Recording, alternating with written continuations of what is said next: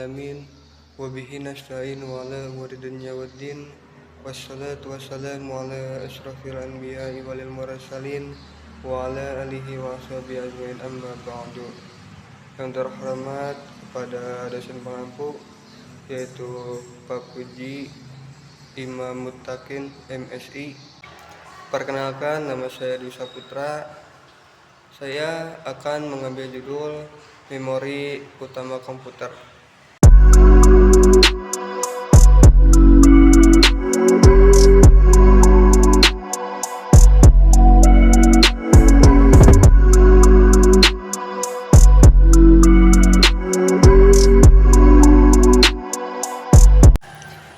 Memori utama komputer suka disebut juga main memori atau internal memory.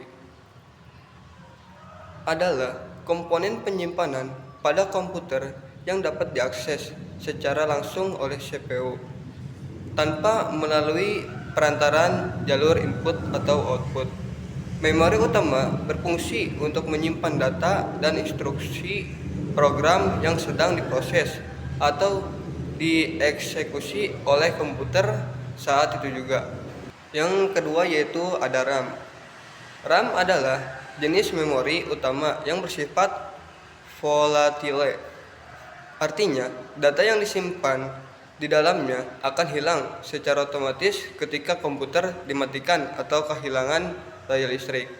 Ada karakteristiknya, dapat dibaca dan ditulis secara acak dengan kecepatan tinggi. Fungsi RAM untuk menyimpan data sementara dari aplikasi yang sedang berjalan sehingga CPU dapat mengaksesnya dengan cepat untuk meningkatkan kinerja sistem. Yang ketiga yaitu ada ROM. ROM adalah jenis memori utama yang bersifat non-volatile. Artinya, data yang tersimpan di dalamnya bersifat permanen dan tidak akan hilang meskipun komputer dimatikan. Karakteristik ROM hanya bisa dibaca dan tidak dapat diubah dengan mudah dalam kondisi operasi normal. Fungsi ROM untuk menyimpan instruksi dasar untuk menyalakan komputer seperti BIOS atau UEFI. Yang keempat yaitu ada cache memory. Cache memory adalah memori berkapasitasan kecil namun memiliki kecepatan akses yang sangat tinggi.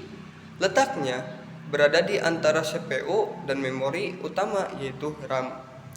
Fungsi cache memory yaitu menjembatani perbedaan kecepatan yang sangat jauh antara CPU yang sangat cepat dan RAM yang relatif lebih lambat. Cache menyimpan salinan data atau instruksi yang paling sering digunakan oleh CPU, sehingga CPU tidak perlu selalu mengambil data dari RAM. Yang kelima yaitu hierarki memori. Dalam arsitektur komputer, komponen penyimpanan diatur dalam sebuah struktur hierarki. Prinsip dasarnya adalah semakin dekat posisi memori ke CPU, kecepatannya semakin tinggi, kapasitasnya semakin kecil, dan harganya juga semakin mahal. Secara urutan, dari yang paling cepat hingga yang paling lambat, yaitu ada 4 poin. Yang pertama, register CPU. Register CPU berada di dalam CPU paling cepat, kapasitasnya sangat kecil. Yang poin kedua yaitu cache memory. Ada L1, L2, dan L3. Itu sangat cepat, kapasitasnya kecil. Yang ketiga yaitu memori utama atau RAM. Cepat, kapasitasnya sedang, memori fokus. Yang keempat yaitu memori sekunder atau SSD atau hard disk.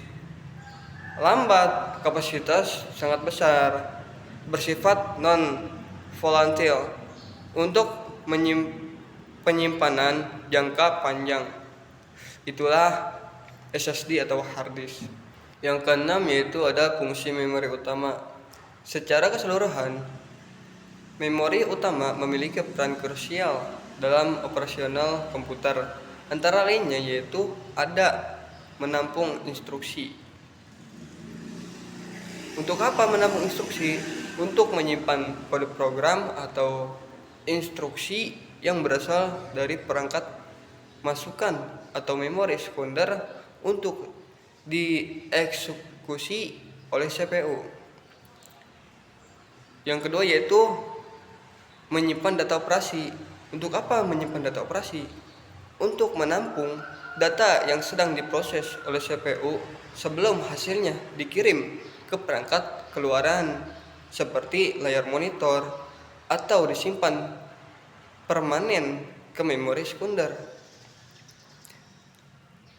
Dan juga ada lagi meningkatkan kecepatan sistem. Untuk apa meningkatkan kecepatan sistem? Untuk memastikan CPU mendapatkan pasokan data dengan cepat tanpa harus menunggu proses pembacaan yang lambat dari hard disk atau SSD. Sekian dari saya. Mohon maaf bila ada kesalahan di ucapan atau di tingkah laku saya yang kurang enak dari ucapan atau tingkah laku saya. Mengundurkan diri. Assalamualaikum warahmatullahi wabarakatuh.